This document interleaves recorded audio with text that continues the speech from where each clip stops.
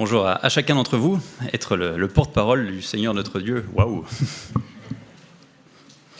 Des fois que j'étais inquiet, ça en rajoute un petit peu, oui. Bon, bonjour à chacun d'entre vous, si vous êtes assis devant moi, si vous êtes assis en haut. Et puis bienvenue aussi à ceux qui nous rejoignent sur la chaîne de l'ECE. Voilà, la prédication est diffusée sur la chaîne. Et je sais que si vous êtes à distance, c'est qu'un certain nombre d'entre vous êtes concernés, touchés par le Covid, que ce soit cas contact ou si vous êtes malade vous-même. Voilà, nous prions que le Seigneur vous donne la patience pour vivre aussi bien que possible ce temps de mise à l'écart. Voilà, mais on est heureux symboliquement de vous accueillir avec nous ce matin. Daniel a introduit le culte sur le thème de la joie et c'était parfait. Parce que c'est aussi le thème de la prédication de ce matin.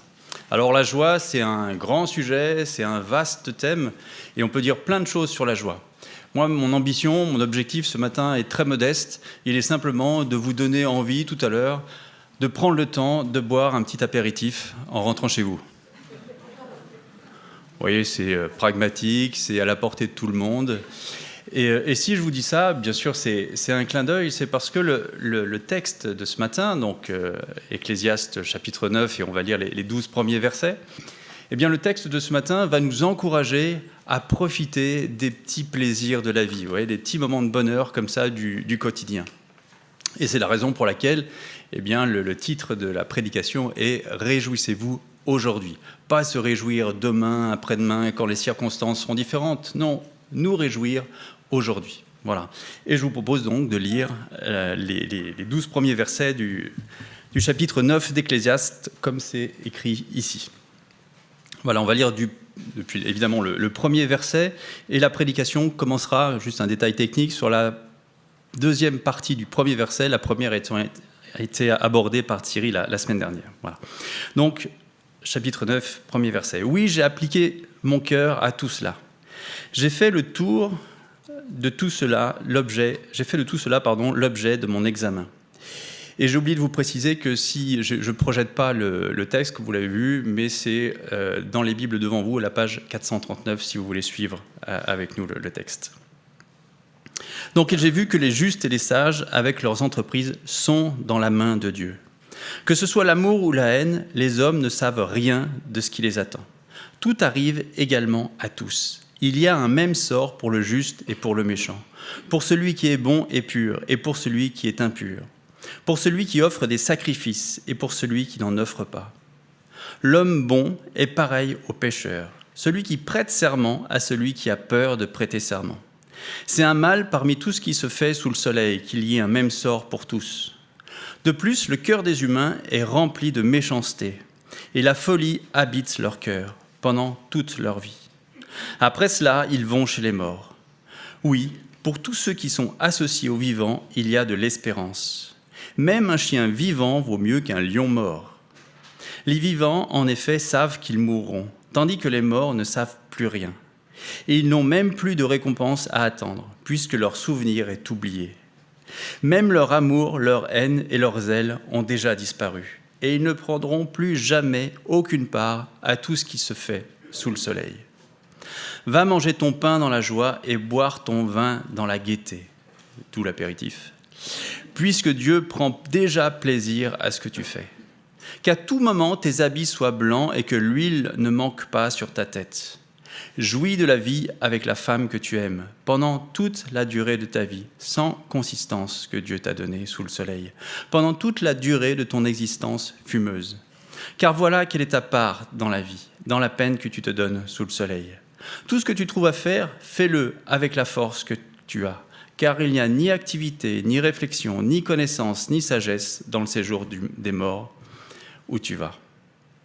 J'ai encore vu sous le soleil que la course n'est pas réservée aux plus rapides, ni la guerre aux hommes vaillants, ni même le pain aux sages, la richesse aux intelligents ou la faveur à ceux qui ont la connaissance. En effet, ils dépendent tous des circonstances, favorables ou non. L'homme ne connaît pas non plus son heure, il est pareil aux poissons capturés dans le filet fatal, aux oiseaux pris au piège. Comme eux, les humains sont surpris lorsque le malheur arrive, lorsqu'il tombe sur eux tout à coup. Voilà notre beau texte. Et la prédication aura deux grandes parties. Une partie qui est un peu un constat que fait le Qoheleth. Alors le Qoheleth, c'est le nom hébreu donné par la personne qui parle dans le livre de l'Ecclésiaste. Et donc j'utiliserai moi le terme de Qoheleth tout au long de la prédication. Donc le Qoheleth fait un constat de notre situation, et ça, ce sont les 6 premiers versets. Et ensuite, à partir du verset 7, et puis versets 11 et 12 aussi, contribuent au constat. Et à partir du verset 7 jusqu'au verset 10, eh bien, c'est quels enseignements il tire de ce constat. Donc la première partie, comme je l'ai dit, le constat. Et le premier verset, la deuxième partie du premier verset, j'ai rangé ma Bible un peu tôt, je le relis avec vous. J'ai vu que les justes et les sages avec leurs entreprises sont dans la main de Dieu, ça c'est la première partie, et que ce soit l'amour ou la haine, les hommes ne savent rien de ce qui les attend. Alors c'est vrai que ce verset peut paraître obscur et mérite un petit peu d'explication. Et en fait, ce qui est certain déjà, on va commencer par ce qui est certain, c'est que l'homme est dans l'incertitude. Ce qui est certain, c'est que l'homme est dans l'incertitude. Les hommes ne savent rien de ce qui les attend, nous dit le texte. Et effectivement, ce n'est pas un scoop que de savoir qu'on ne sait pas ce que demain il va nous arriver. Mais ce qui est particulièrement intéressant ici, je trouve, c'est que le Qoheleth précise sur quoi porte l'incertitude. Et il le fait porter sur l'amour et la haine. Et la compréhension la plus probable de ce passage est que ça concerne donc ces deux sentiments, et on peut lire ce passage dans les deux sens. C'est-à-dire qu'il y a une incertitude à deux niveaux, à la fois sur l'amour ou la haine que l'homme, ou la femme, bien sûr l'homme avec un grand H, l'amour ou la haine que l'homme va recevoir, mais aussi dans un deuxième sens, l'amour ou la haine que l'homme va donner. Donc on peut lire le verset dans ces deux sens-là, dans ce double sens-là. Alors on peut se demander pourquoi précisément, le Qoheleth fait-il porter l'incertitude sur l'amour et la haine? Il pourrait le faire porter sur la longueur de la vie, sur la chance, la malchance, sur la richesse, la pauvreté. Non, précisément ici, c'est un apport ici de ce verset, il fait porter l'incertitude sur l'amour et sur la haine. Et l'hypothèse que je fais, est que l'amour et la haine sont deux sentiments particulièrement puissants qui constituent notre humanité, qui on est. Deux sentiments qui sont propres aux hommes et aux femmes que nous sommes et qui parfois nous submergent, qui parfois nous dépassent et qu'on ne peut pas maîtriser. Et dont la caractéristique de l'amour et la haine, c'est de nous relier les uns aux autres. Parce que finalement, il n'y a que deux types de liens qui nous relient vraiment aux autres, au reste de l'humanité. Et quand je tisse un lien avec quelqu'un, ça peut être un lien d'amour, mais ça peut être aussi un lien de haine. Alors bien sûr, la haine, c'est un lien toxique, mais c'est quand même un lien. Et l'inverse de lien, c'est l'indifférence. Vous voyez ? Alors bien sûr, cette vision des choses est un peu caricaturale, l'amour et la haine, mais au fond, quand je commence à apprécier quelqu'un, c'est le début d'un lien d'amour, et quand quelqu'un m'agace, vous voyez, c'est le début d'un lien de haine. Et finalement, on retombe sur ces deux types de liens. Voilà. Et comme je dis qu'on peut lire ce verset dans les deux sens, c'est-à-dire l'amour et la haine qu'on peut recevoir ou l'amour et la haine que l'on peut donner, c'est intéressant de voir un peu justement ce que ça apporte, de regarder chacun de ces sens-là. Et le premier, il y a une incertitude sur le fait d'être aimé ou haï. Et c'est vrai qu'au fond, si je prends un exemple un peu caricatural, le fait d'être chrétien n'assure pas le fait d'être aimé, d'être apprécié, même si on en rêve tous. Et cet exemple caricatural, regardez, aujourd'hui dans le monde, il y a des chrétiens qui sont haïs pour le fait d'être chrétiens. Et sans aller aussi loin que d'être persécutés, parfois dans nos environnements, ne serait-ce que les environnements de travail, il y a des fois où on ne se sent pas vraiment apprécié. Bien sûr, il y a des fois, heureusement, où on se sent apprécié, mais il y a des fois où c'est tendu. Les relations de travail peuvent être tendues. Vous voyez, dans mon histoire personnelle, professionnelle, j'ai été licencié 2 fois. Voilà, c'est un certain score, et pas la même entreprise. Mais la deuxième fois, c'était particulièrement tendu, l'ambiance, et je me sentais vraiment pas apprécié, justement, au point d'être sorti. Donc, au fond, on a cette incertitude-là sur l'amour ou la haine que l'on va recevoir. Et après tout, Christ lui-même, a été haï ou aimé, pas de façon aléatoire, bien sûr, mais il a été parfois haï de personnes qui auraient dû l'aimer parce qu'ils l'attendaient, et c'est par exemple les docteurs de la loi qui auraient dû aimer Jésus, le Messie, et pourtant certains le haïssaient, alors que d'autres personnes ont aimé Jésus alors qu'ils auraient dû le haïr, parce que Jésus pointait du doigt leurs péchés, comme par exemple des collecteurs d'impôts ou des prostituées. Et quand Jésus s'adressait à la foule, certains lui lançaient des pierres alors que d'autres le suivaient. C'est incroyable, Jésus. On a l'impression que si Jésus arrivait, aujourd'hui, tout le monde le suivrait. Eh bien non, certains le haïssaient et d'autres le suivaient. Donc vous voyez, il y a cette incertitude-là sur l'amour et la haine que l'on peut recevoir. Et c'est une situation normale de ne pas être apprécié et heureusement d'être aimé. Et il faut nous y préparer et savoir encore une fois que c'est une situation normale. Et donc il y a aussi l'autre sens de la relation, c'est-à-dire l'amour et la haine sur le fait, que je vais donner, l'incertitude sur le fait d'aimer ou de haïr. Et dans ce sens-là, le texte nous dit qu'il y a de l'incertitude. Et ça peut paraître curieux parce qu'on peut avoir le sentiment, l'impression de maîtriser cette haine ou cet amour que l'on va donner. Ouais, moi, vous savez, il suffit que je pense à mon attitude au volant, vous voyez, pour savoir que la haine, elle n'est pas loin, quoi. Alors, il suffit qu'il y en ait un qui me refuse la priorité, il me refuse le passage, ouais, c'est impossible que je reste tranquille en disant « mais je vous en prie, faites ». Bon, je suis sans doute le seul ici, j'ai été formé à Paris, donc... Mais vous voyez, il suffit de penser à cette situation-là au volant pour savoir que ce sentiment-là de haine, on ne le maîtrise pas forcément. Et ça peut nous submerger. De la même manière qu'on peut aussi, d'un autre côté, être ému de compassion et que les larmes nous viennent pour quelqu'un vis-à-vis d'une situation, et là aussi d'être submergé d'amour. Et vous voyez, finalement, il y a une réelle incertitude sur ces deux sentiments-là, d'amour et de haine, ce que je peux recevoir ou que je peux donner, et que ces sentiments que je peux donner, ce texte nous met en garde, nous met de la vigilance, particulièrement sur la haine que l'on peut donner, qui peut sortir de notre cœur, parce que finalement, elle n'est pas loin, voyez. Et c'est une incertitude et que l'on peut remettre entre les mains de Dieu. Parce qu'on peut maîtriser ces sentiments-là seulement jusqu'à un certain point. C'est vraiment un appel à la vigilance. Si je passe au verset 2, même si nous sommes dans l'incertitude en ce qui concerne les sentiments d'amour et de haine, et on avait vu combien c'était essentiel pour nous, il y a un élément dont on est sûr, c'est l'issue de notre vie. Et la seule certitude que l'on ait, et c'est la thèse que le Qoheleth développe depuis le début du livre d'Ecclésiaste, c'est que nous aurons tous le même sort. Et c'est bien sûr de la mort dont il est question. Alors je ne vais pas particulièrement développer ce point-là, parce qu'il a été plusieurs fois développé par les prédicateurs précédents, où justement, la seule chose dont on soit sûr, c'est notre issue et c'est la mort. Mais ici, le Qoheleth met l'accent sur une nouveauté, j'ai envie de dire, c'est que ce n'est pas notre comportement qui influence la durée de notre vie. Et parfois, on a l'impression que si je me comporte bien, le Seigneur va me donner une vie longue. Vous voyez, le Qoheleth nous fait taire tous nos espoirs, parce que dans ce verset, au verset 2, là, il cite plusieurs comportements opposés. Il y a le juste ou le méchant, il y a le pur ou l'impur, il y a le bon ou le pécheur, il y a celui qui prête serment et celui qui a peur de prêter serment. Et c'est une façon pour l'auteur de nous montrer que quoi que l'on fasse, quel que soit notre comportement, l'issue est la même. Dit autrement, ce n'est pas notre conduite morale qui va nous racheter, vous voyez, le juste ou le méchant. Ce n'est pas notre piété, être pur ou impur, ou faire des sacrifices ou ne pas en faire.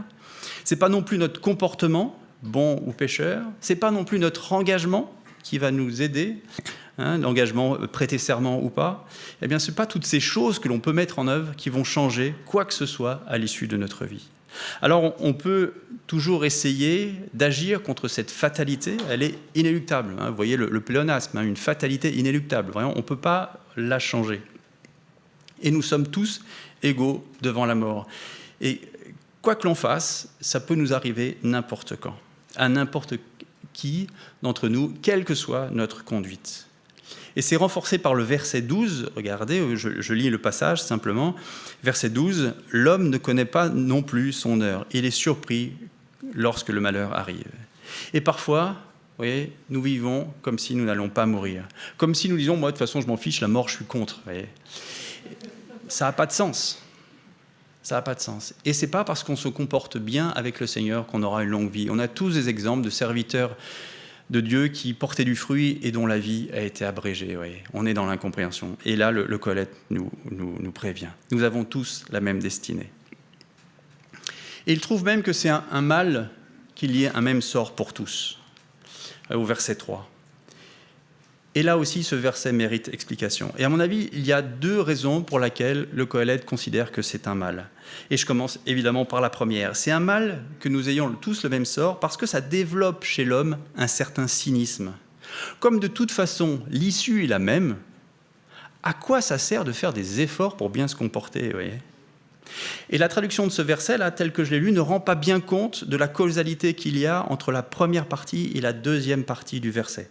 Dans ce que j'ai lu, c'est de plus, je crois. De plus, le cœur des humains est rempli. Mais ce serait plus à cause de cela, le cœur de l'homme est rempli. Vous voyez, si je relis une autre traduction, je prends l'exemple de la Bible en français courant, le verset est traduit de la manière suivante: la condition humaine est la même pour tous, et les conséquences qui en résultent sous le soleil sont désastreuses. Les conséquences du fait qu'on ait tous le même sort, les humains se livrent au mal, ils ont des désirs insensés, et ensuite c'est la mort. Et ce cynisme, à quoi bon faire des efforts, est la conséquence du péché qui est profondément enraciné dans notre cœur et dans le cœur de l'homme. Notre cœur est rempli de méchanceté. Et on a vu plusieurs fois dans les chapitres précédents du livre de l'Ecclésiaste. Et Thierry, la semaine dernière, nous l'a rappelé. Alors, comme de toute façon, nous n'avons rien à gagner, c'est-à-dire une vie plus longue, à bien nous comporter, eh bien, autant nous laisser aller à notre penchant, c'est-à-dire la méchanceté et la folie. Et c'est ce que dit ce verset-là. Et la deuxième raison pour laquelle eh bien, c'est un mal que nous ayons tous le même sort, c'est que la maladie et la mort sont une conséquence du péché. Parce qu'à l'origine, Adam et Ève eh bien, ont été créés pour vivre éternellement dans la présence de Dieu. Mais le péché originel, qui est la désobéissance d'Adam et Ève au commandement de Dieu, eh bien, les a chassés du paradis. Et c'est là que les problèmes ont commencé. D'abord pour Adam et Ève, mais aussi pour toute leur descendance, c'est-à-dire toute l'humanité. Et si nous partageons le même sort, la mort, eh bien, c'est que, quel que soit notre comportement, c'est parce que nous sommes tous marqués par cette désobéissance, même si ça remonte à l'origine du temps, à l'origine de l'humanité. Parce qu'avec cette désobéissance, eh bien, la mort et la maladie sont également entrées dans la création. Et tout le monde a été contaminé par le péché. Avoir conscience de ça permet de comprendre que ce n'est pas la manière dont nous comportons qui nous évite la mort ou qui nous rachète, mais que le problème est bien plus profond. Il date de l'origine, comme je l'ai dit, de l'humanité et de la décision malheureuse d'Adam et Ève il y a très très longtemps. Et ça nous permet de nous rendre compte aussi combien nous avons besoin de Christ, d'ailleurs, qui lui seul peut laver nos péchés. Mais tout n'est pas noir, heureusement, et ça c'est les versets 4 à 6. Nous avons un grand avantage, nous sommes vivants. C'est une bonne nouvelle, c'est notre point commun à tous ce matin. Sauf avis contraire des médecins présents dans l'Assemblée, a priori, nous sommes tous vivants. Vous voyez, c'est notre plus petit commun dénominateur. Et la vie vaut mieux que la mort. Et nous ne sommes pas forcément conscients du cadeau que ça représente. Peut-être que nous ne mesurons pas assez la chance que nous avons d'être vivants et les possibilités que ça nous offre. Un chien vivant vaut mieux qu'un lion mort, nous dit le texte. Ouais, c'est étonnant cette comparaison. Et la comparaison à l'époque où ce texte a été écrit était encore plus marquée qu'aujourd'hui parce que les chiens étaient particulièrement décriés, dénigrés, et le lion eh bien, aussi a par exemple servi d'image pour désigner Christ. Donc l'écart entre le chien vivant et le lion mort est encore plus important que ce que l'on peut percevoir aujourd'hui. Tout ça pour dire que la vie a de l'importance. Il vaut mieux être un chien vivant qu'un lion mort. Et encore une fois, ça souligne l'importance de la vie. Et donc, le Qoheleth affirme ici que la vie vaut mieux que la mort. C'est important à souligner parce qu'on aurait pu se poser des questions quand on a lu les chapitres précédents, vous voyez, avec la vie qui est, que fumeuse ou inconsistante, c'est les termes que le Qoheleth utilisera un petit peu plus loin, vous voyez, à quoi bon vivre, au fond ? Non, là, le Qoheleth nous dit il vaut mieux la vie que la mort. Et pour encore affirmer l'importance de la vie, il va décrire la situation des morts. Ils seront oubliés. Et le texte nous dit leur amour, leur haine, on revient sur ces 2 sentiments-là, et on a vu tout à l'heure à quel point c'était important. Donc leur amour, leur haine, leur zèle aussi, eh bien tout ça disparaîtra. nous serons tous oubliés. Et il y a très peu d'hommes et de femmes dont le souvenir perdure au-delà de leur mort. Il y a très peu parmi nous de Marie Curie ou de Victor Hugo, dont on se souvient après leur décès. Non, nous serons oubliés. Et il faut se faire une raison. Et ça a été dit, encore une fois, plusieurs fois dans les chapitres précédents du livre d'Ecclésiaste. La mort est une coupure, la mort est une séparation irrémédiable du monde des vivants. En revanche, aujourd'hui, nous sommes vivants. Et la vie est un don de Dieu. C'est Dieu qui donne la vie sous le soleil. Et là encore, Thierry nous l'a rappelé la semaine passée. Nous savons que nous allons mourir, mais aujourd'hui, nous sommes vivants.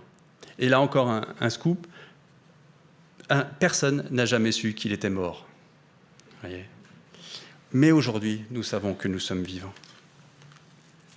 Alors jusqu'au verset 6, c'est là où nous en sommes, on est au constat. Et à partir de ce constat, eh bien, qu'est-ce que le Qoheleth veut nous dire, quels enseignements il nous dit. Et c'est la deuxième partie de la prédication.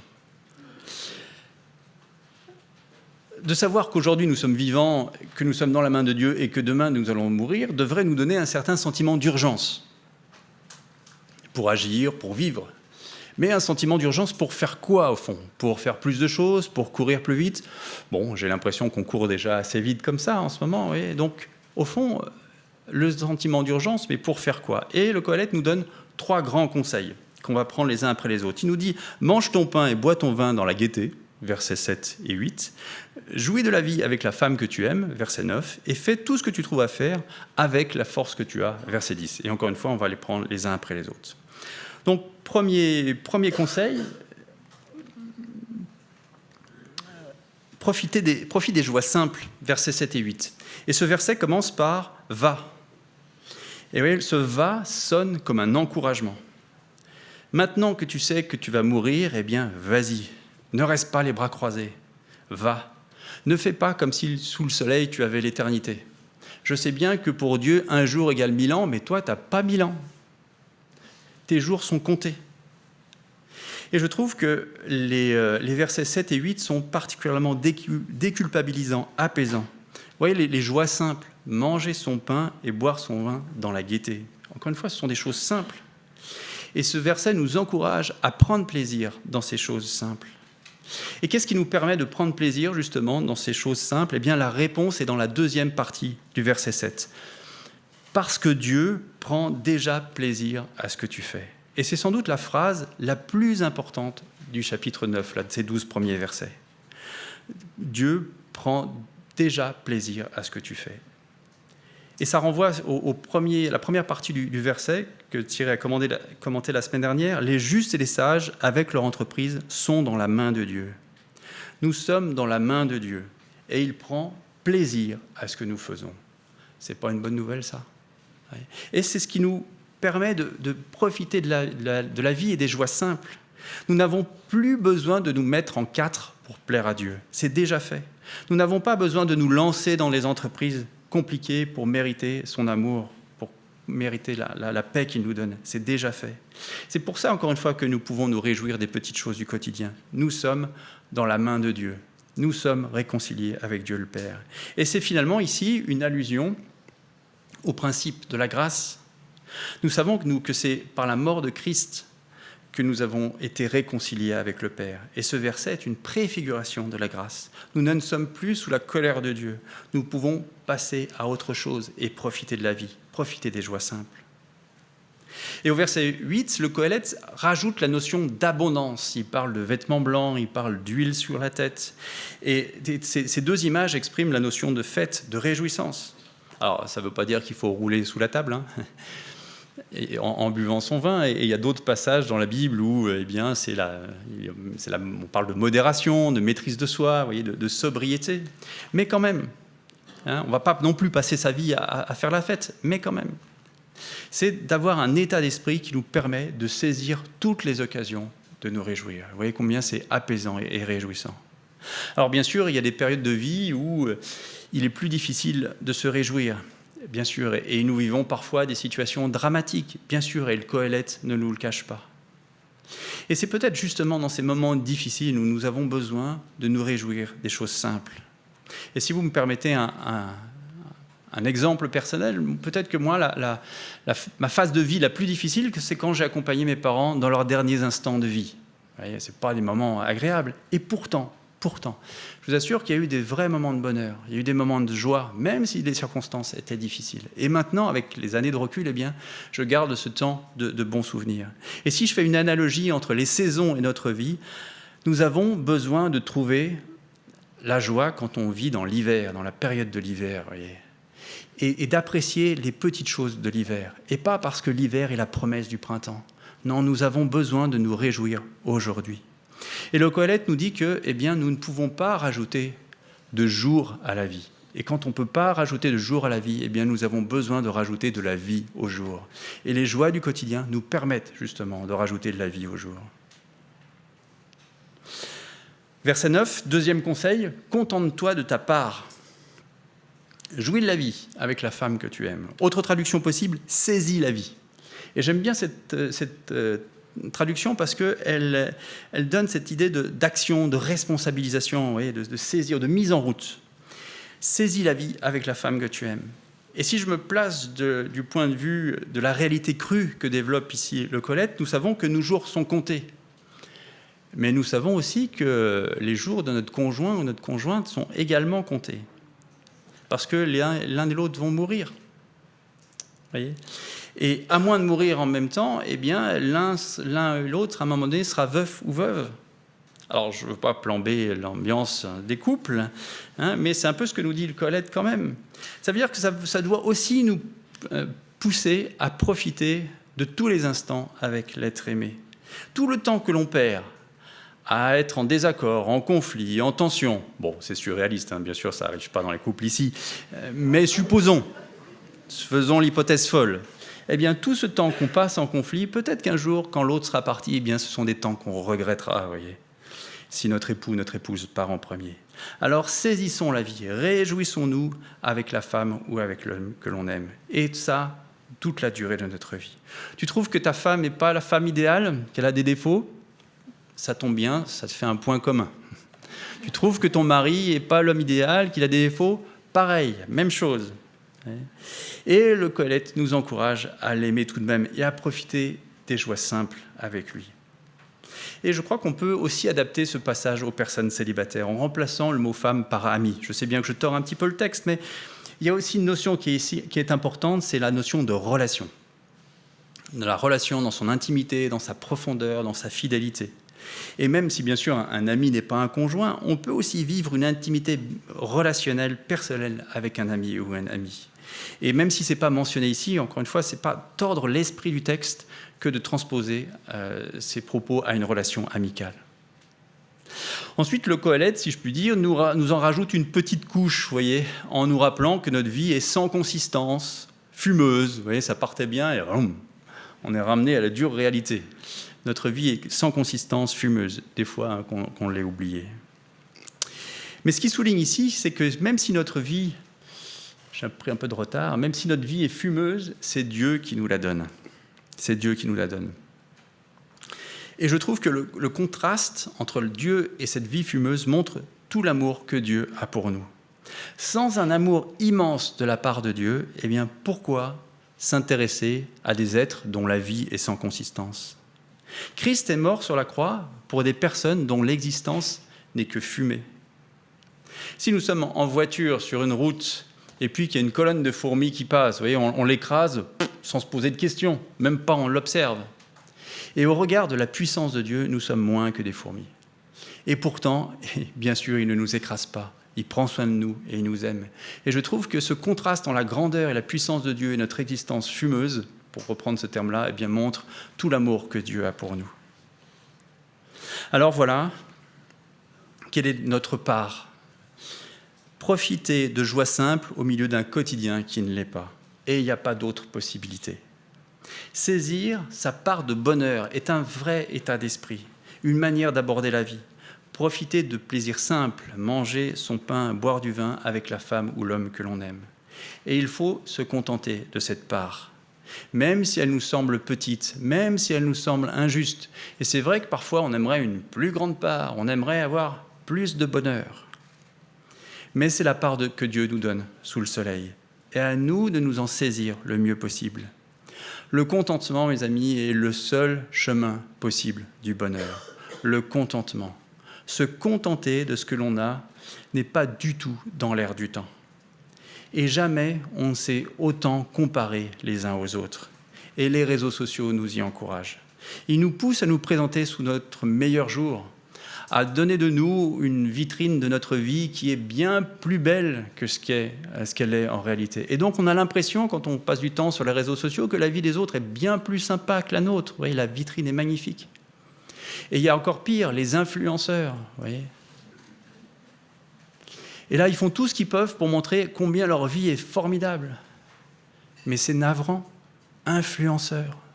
Mais par qui avons-nous envie d'être influencés ? Vous voyez, c'est vraiment une question que l'on a à se poser. Par qui avons-nous envie d'être influencés ? C'est du vent ce que nous proposent justement les influenceurs et les comparaisons que l'on peut faire en regardant les réseaux sociaux. Il n'y a pas d'autre chemin du bonheur que d'être heureux avec notre part. Et ce n'est réalisable que si on se souvient que l'on est dans la main de Dieu. Nous devons accepter que de toute façon, la création est pervertie par le péché. Et donc, nous allons être confrontés à la méchanceté, à l'injustice, à la mort, à la maladie. C'est comme ça, c'est notre environnement. La création est pervertie par le péché. Alors réjouissons-nous de bonheur simple. Et nous pouvons passer beaucoup de temps à nous plaindre en disant que la vie est injuste. Et c'est vrai, c'est vrai, la vie est injuste. Ouais. Et le Colette, d'ailleurs, nous le dit, regardez le verset 11. Le verset 11, je vais le lire avec vous. « J'ai encore vu sous le soleil que la course n'est pas réservée aux plus rapides. » Ce n'est pas les athlètes les mieux préparés qui vont gagner la course. Vous voyez, il suffit qu'ils soient blessés quelques jours avant et ils ne vont pas la courir. Vous voyez, les Jeux Olympiques début février, la grande hantise, c'est attraper le Covid. Si j'attrape le Covid, tout s'était mis par terre. Vous voyez. La course n'est pas réservée aux plus rapides, ni la guerre aux hommes vaillants, ni même le pain aux sages, la richesse aux intelligents ou la faveur à ceux qui ont de la connaissance. En effet, ils dépendent tous des circonstances, favorables ou non. Nous dépendons tous des circonstances. Donc oui, la vie est injuste et nous devons l'accepter. Dernier conseil que le Colette nous donne, agir à sa mesure. Et ça, c'est un encouragement à l'activité. Et la perspective de la mort devrait nous pousser à l'action. Parce que c'est maintenant que nous devons œuvrer. Et demain, il sera trop tard. Et je trouve cette formule intéressante. Tout ce que tu trouves à faire, fais-le. Et peut-être qu'on se met trop de pression pour essayer de discerner la volonté de Dieu pour nous dans le service. Seigneur, qu'est-ce que tu veux que je fasse pour ton peuple ? On attend d'avoir une conviction. Et comme elle ne vient pas, on reste sur sa chaise. Et là, le Colette nous dit, tout ce que tu trouves à faire, fais-le. Et on se met aussi la pression par rapport au temps. Demain, j'aurai plus de temps pour te servir, Seigneur. Demain. Tout ce que tu trouves à faire, fais-le. Oui, mais demain, est-ce que l'on sait combien de demain il nous reste ? Combien de dodo il nous reste ? Non, le Seigneur nous dit, par l'intermédiaire de Colette, agissons maintenant. Parce que, oui, qu'est-ce que je voulais, attendez, j'arrive. Oui, ce que je voulais dire aussi, c'est qu'il n'y a pas que de l'activité dans le service, il y a aussi de l'activité dans le monde. Et juste un exemple, et là, c'est un message spécial pour les lycéens, pour les parents de lycéens, pour les futurs lycéens, ce qui fait pas mal de monde. Aujourd'hui, tel que le lycée est organisé, tel que l'orientation est organisée, en plus dans un contexte sanitaire, c'est que les lycéens ont une pression de folie.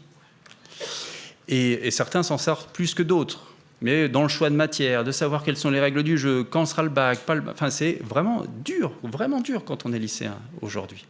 Et là, cette semaine, vous l'avez peut-être entendu, ça a été l'ouverture de Parcoursup, donc pour les orientations. Et il y a une pression de folie, c'est pour choisir la bonne orientation. Et on a l'impression que si on n'a pas choisi, coché la bonne filière, le bon endroit, etc., on va rater sa vie. Et tout est organisé un peu pour ça, quoi. Enfin, pas pour ça, mais comme ça. Ouais. Et je trouve que ce verset, ce que tu trouves à faire, fais-le, enlève aussi de la pression. Parce que la manière dont on aborde la vie, est plus importante que ce que l'on y fait, vous voyez. Et c'est ça que nous dit le Colette. La manière dont on aborde la vie vaut mieux que ce que l'on fait. Bien sûr que c'est mieux d'avoir une orientation épanouissante pour demain, métier épanouissant, réjouissant, etc. Bien sûr, évidemment. Mais vous voyez, ce que tu trouves à faire, fais-le. Et pour achever de nous enlever de la pression, le Colette nous dit « va avec la force que tu as ». Et il ne nous dit pas d'aller au-delà de nos forces, au-delà de nos ressources, au-delà de nos moyens. Non, va avec la force que tu as. Et c'est exactement ce que Dieu dit à Gédéon dans le livre des Juges, au chapitre 6, verset 14. Et Dieu dit à Gédéon, va avec la force que tu as et délivre Israël. Quand même. Et vous voyez, avec la force que l'on a, eh bien, on peut faire de grandes choses. Mais à condition de le faire maintenant et de le faire en sachant que justement, on est dans la main de Dieu. Parce que justement, avec la force que l'on a, eh bien, on peut faire de grandes choses. Alors, il est temps de conclure, et je conclus avec ce verset de Paul dans l'Épître aux Romains. Enfin, ces versets, il y en a deux. Je le lis avec vous. « Ayez du zèle et non de la paresse. Soyez fervents d'esprit et servez le Seigneur. Réjouissez-vous dans l'espérance et soyez patients dans la détresse. Persévérez dans la prière. » Dans le texte que l'on a vu ce matin, eh bien, le Colette nous encourage à nous réjouir et à agir aujourd'hui, parce que nous sommes vivants et parce que nous sommes dans la main de Dieu. Et dans les textes du Nouveau Testament, eh bien, développe un autre motif de joie qui complète celui de se réjouir aujourd'hui. Eh bien, c'est le motif de la grâce et de l'espérance. L'espérance du salut qui nous permet de savoir que rien, même pas la mort, eh bien, pourra nous séparer de l'amour de Dieu. Et c'est ce que l'apôtre Paul exprime par ce verset. Alors, réjouissons-nous aujourd'hui et profitons de la création et des jours que le Seigneur nous donne sous le soleil. Et réjouissons-nous aussi pour demain, car la mort n'est pas la fin de toute chose. Car Christ, par sa mort et sa résurrection, nous a ouvert le chemin pour que nous soyons totalement, pleinement dans la présence du Père. Voilà, et c'est là aussi ce qu'expriment les versets de Paul. Amen. Nous sommes heureux d'avoir passé ce moment ensemble. Rendez-vous dimanche prochain à 10h30 sur notre chaîne YouTube. Pour mieux connaître notre Église, visitez notre site www.ecegrenoble.fr. Si vous désirez entrer en contact avec l'un des responsables, écrivez-nous à contact@ecegrenoble.fr. Retrouvez les liens du site et l'adresse de contact en description. À bientôt!